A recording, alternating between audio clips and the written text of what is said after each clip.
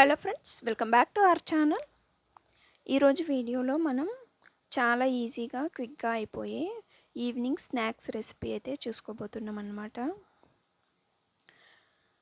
ఇంట్లో మనకు దోశలకి రుబ్బుకున్న దోసపిండి ఉంటే చాలండి, ఈ స్నాక్స్ రెసిపీ మనకు ఈజీగా అయిపోతుందన్నమాట.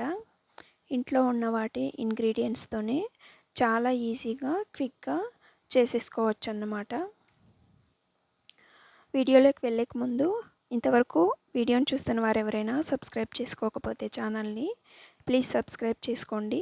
అలాగే వీడియోకి ఒక లైక్ ఇవ్వడం మాత్రం మర్చిపోకండి. రండి వీడియోలోకి వెళ్ళిపోదాం. ఇక్కడ నేను ఫస్ట్ స్టెప్ అయితే పచ్చిమిర్చీలు సాల్ట్ వేసుకొని మనం పచ్చిమిర్చి పేస్ట్ని రెడీ చేసుకోవాలి. చూడండి, మనకు పేస్ట్ అనేది ఇలా వచ్చేసింది. ఇప్పుడు ఒక గిన్నె తీసుకొని అందులోకి దోశ బ్యాటర్ని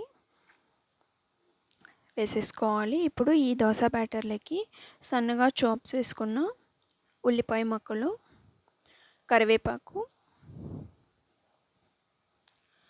కొత్తిమీర, సబ్బక్సి ఆకు వేసుకోవాలి. అలాగే మనం స్టార్టింగ్ రుబ్బి పెట్టుకున్న పచ్చిమిర్చీల పేస్ట్ని మొత్తం వేసుకొని బాగా కలుపుకోవాలి.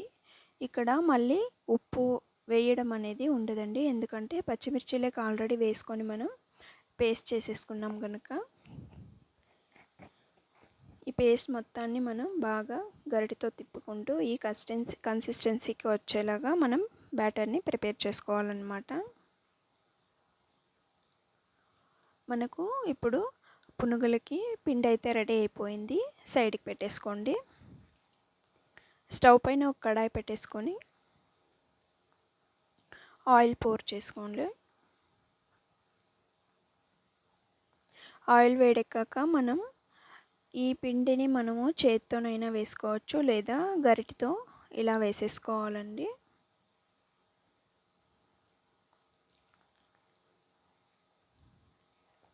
మొత్తం ప్రాసెస్ మనకు మీడియం ఫ్లేమ్లోనూ జరగాలి, ఎందుకంటే మనకు పునుగులు మాడిపోకుండా చక్కగా ఇలా రెడ్డిష్గా వస్తాయన్నమాట.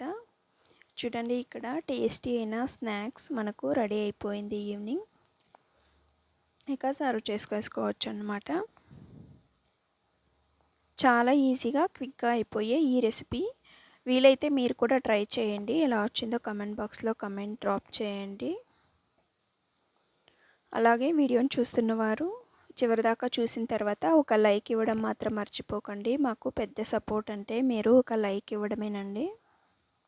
అలాగే వీడియోని చూస్తున్నవారు ఎవరైనా ఇంతవరకు ఛానల్ని సబ్స్క్రైబ్ చేసుకోకపోతే ప్లీజ్ సబ్స్క్రైబ్ చేసుకొని సపోర్ట్ చేయండి.